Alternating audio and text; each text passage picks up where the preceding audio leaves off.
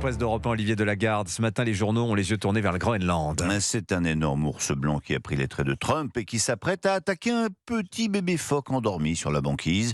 Quand tout d'un coup, un fringant coq gaulois apparaît sortant d'un trou de glace, semblant défier le Trumpesque nounours. Dessin de CAC à la une de l'opinion qui résume finalement assez bien la situation. Macron ose la réplique militaire, titre le journal. Ose, oui, parce qu'évidemment, de prime abord, la dite réplique, compte tenu des effectifs dépêchés sur place, semble un peu dérisoire et même, disons-le, comique.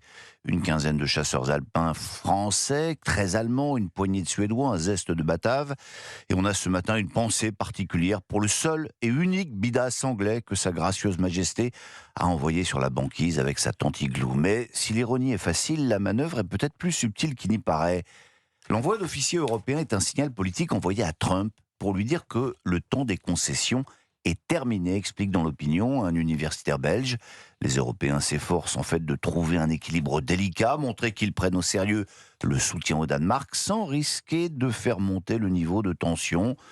Prudence donc, on essaie d'éviter le scénario du pire, à savoir la fin de l'OTAN, explique un diplomate d'un pays nordique, Catherine nous en parlait à l'instant. C'est le jeu du chat Trump et de la souris européenne, résume aussi Philippe Gély à la une du Figaro.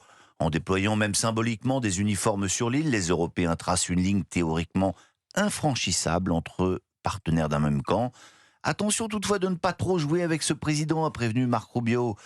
À Washington, signale Gély, d'influents conseillers suggèrent à Trump de faire d'une pierre deux coups, s'emparer du Groenland et se débarrasser de l'OTAN, qu'il considère comme une vieille alliance dépassée. Une autre conséquence à présent de la politique actuelle de Donald Trump. Le mondial de foot va-t-il tourner au fiasco ? Ah non. C'est la question que se pose le Parisien aujourd'hui en C'est France. vrai, pas le mondial de foot quand même. Eh bien si, à 5 mois du début de l'épreuve, mon cher Dimitri, la liste des pays dont les ressortissants sont interdits de séjour ne cesse de s'allonger. Des appels au boycott de l'épreuve ont grossi ces derniers jours.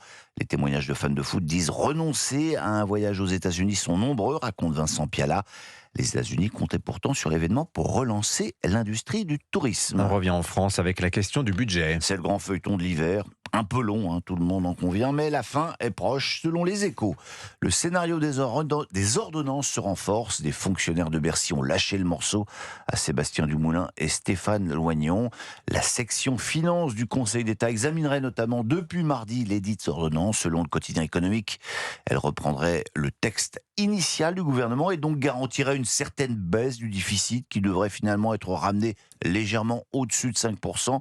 Vous lirez ça sur le site des Échos parce qu'il n'y a pas de quotidien papier ce matin. Les journalistes sont en grève pour protester contre des augmentations vraiment trop modestes. Voilà, il n'y a que les Échos qui sont absents des kiosques. Oui, il n'y a que les Échos. Voilà. Quoi d'autre dans les journaux ? Une interview de Reza Pahlavi dans le Figaro Magazine. Le fils du dernier Shah d'Iran, qui apparaît comme le principal fédérateur de l'opposition, porte un projet démocratique et d'union nationale pour son pays. Mon rôle, déclare-t-il, est de diriger la transition démocratique s'il arrive au pouvoir.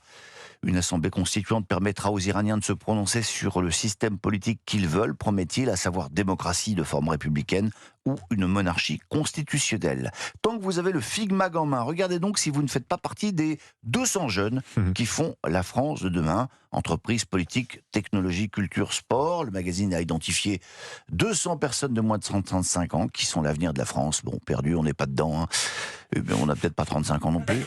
Une bouffée d'optimisme, comme l'explique Guillaume Roquette, qui prouve que notre pays regorge de talent. Il y a l'ami Samuel Fitoussi. Oui, il y en a dans cette maison en plus. Bon, enfin voilà, c'est-à-dire évidemment. Et Eliott Deval aussi fait partie du casting. Ouais. J'allais vous le dire, des cérémonies du bicentenaire du Figaro.